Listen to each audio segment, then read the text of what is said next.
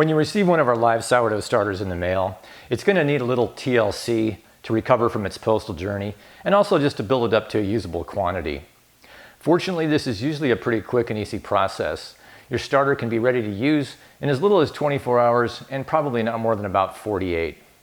I'm going to take you through the process, which might be useful, especially if you're new to working with sourdough. First, spoon the contents into a small bowl. I put this starter in this bag 4 days ago, and it's going to be sticky and hard to remove. But don't fret that. You don't need all of it. Wetting the spoon will help a bit.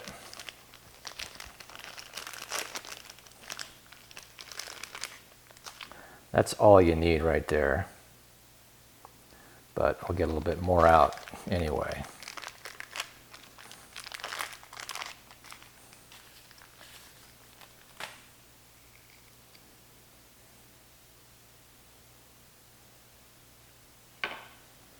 Now add a couple tablespoons of chlorine-free water and use a fork to break up the starter and soften it. That's good enough. And then add 3 tablespoons of white flour. I recommend white flour to start with, because it's easier to see what's going on with the starter when you're using white flour. And you can easily convert it to whole grain starter later if you want to.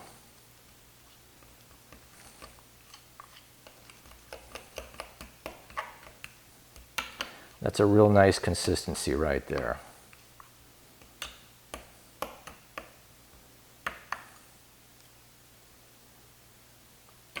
Now cover it in plastic wrap to keep it from drying out, and let it sit at room temperature for roughly 6 to 8 hours. It could need up to about 12 hours. The amount of time it needs can vary a lot. It depends on how long it's been since you ordered it, and whether it's been stressed by extreme heat or cold in transit to you, and also by your room temperature. As soon as you see it start to get bubbly and perhaps rise a bit, move on to the next feeding. If you don't see anything happen within about 24 hours, move on to the next step anyway. It's July and warm here in Iowa. It's only taken about 6.5, getting close to 7 hours for our starter to start looking pretty lively. Hopefully you can see how it's kind of bubbly and pudding-like, and it's definitely risen some. If it was winter, it would have taken a lot longer to get to this point. So with the next feeding, I'm going to mix in 1/4 cup of water and 1/3 cup of flour. And I might need a bigger bowl here so it has room to rise.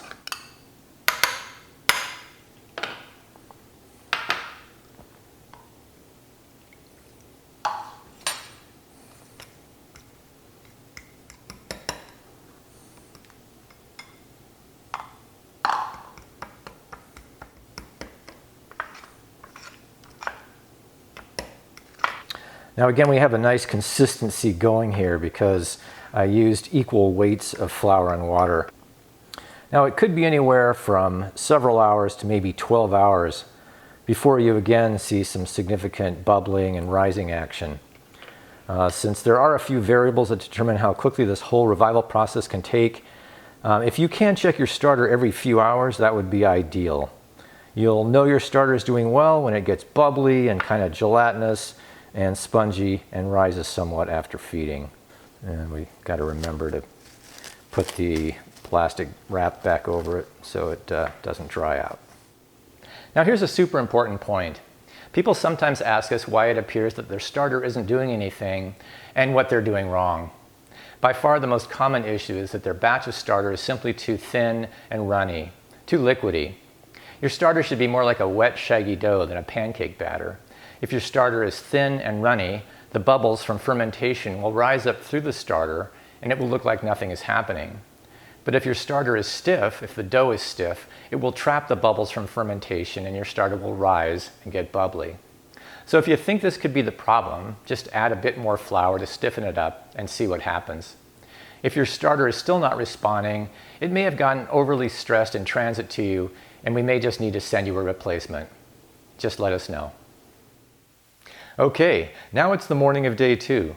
Yesterday morning I started this process of reviving a live starter. Yesterday afternoon was the second feeding. At the rate things were going, I could have fed it a third time last night, and it would be going strong by now, maybe even ready to use. But I wasn't able to video last night, so I put the bowl of starter in the fridge for several hours to slow it down. So now I want to give it its third feeding before I consider using it. You can see that after just 2 feedings, the starter looks great.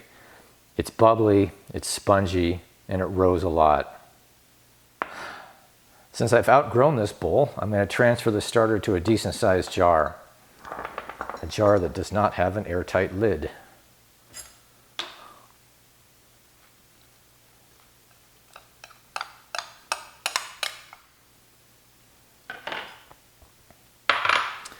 This time I'll feed it 2/3 cup of water and 1 cup of flour. Equal weights of flour and water.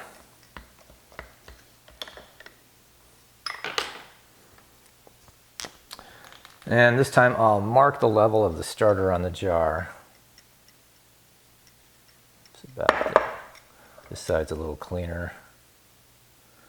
And we'll see how it looks in a few hours.